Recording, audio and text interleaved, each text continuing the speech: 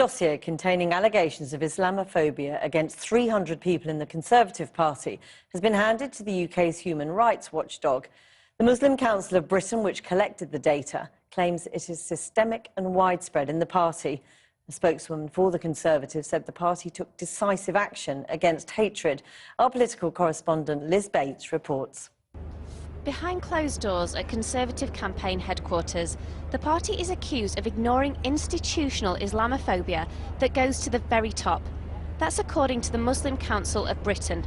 They've compiled a dossier of hundreds of examples and have written to the Equality and Human Rights Commission demanding action. In the letter, they say the Conservative Party is experiencing an Islamophobia crisis, that the party's response has been one of denial, dismissal and deceit, and that the promised Islamophobia inquiry has been watered down to cover all discrimination. Among the hundreds of examples of alleged Islamophobia, they cite 3 parliamentary candidates who, although accused, still went on to become Tory MPs. Carl McCartney retweeted posts by Tommy Robinson and Katie Hopkins. He later apologised. Anthony Brown suggested Muslims had divided loyalties. He said the remarks were taken out of context. And Sally Ann Hart shared a post that talked about a Muslim agenda. The party investigated the incident. We haven't made any recommendation necessarily that someone should lose their job necessarily. Every case needs to be looked at on a case-by-case basis, depending on the individual, depending on their willingness to change. And we think that action needs to be taken.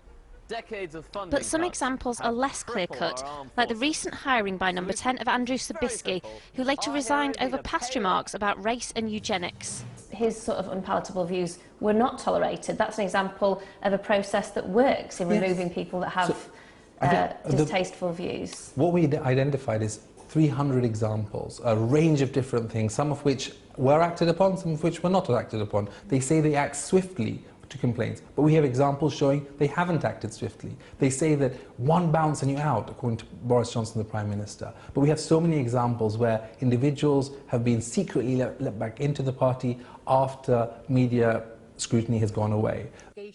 Back in June last year, during the Tory leadership debate, Sajid Javid got a commitment from his colleagues that there would be an Islamophobia inquiry. Yes, I would. Do you all agree, guys? Should we have an external investigation of the Conservative Party into Islamophobia?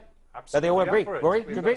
Excellent. They agree. But under Boris Johnson, that became a review into how the party deals with complaints of discrimination of any kind. And for some, that isn't good enough. What has been said so far, in my view, is not adequate, because that's going to be general inquiry into discrimination and prejudice. But I think we need a specific inquiry to look into the problem of Islamophobia, if any.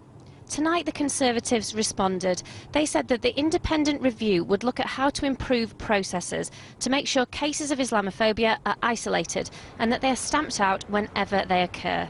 But whether they finally close the door on this issue is yet to be seen.